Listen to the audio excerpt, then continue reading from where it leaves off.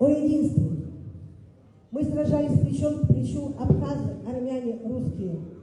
Все, кто называл нашу страну своей родиной. Вместе с нами также сражались добровольцы Кавказа, России и других республик, для которых Абхазия стала второй родиной.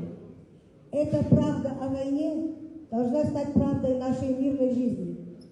Курс на развитие, который сегодня предлагает руководство страны и партия «Единая Абхазия», не должен стать разменной монетой политических игр. Это наш общий политический ресурс.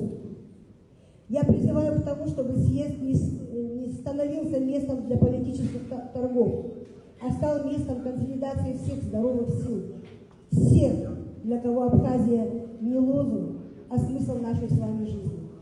Ключевые направления развития, о которых говорит наш президент и партия «Единая Абхазия», это наш современный фронт.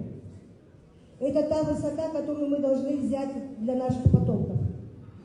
Мы должны укреплять армию и одновременно строить современные школы, развивать туризм и охранять нашу уникальную природу, чтить память о павших воинах на полях сражений и заботиться о живых ветеранах.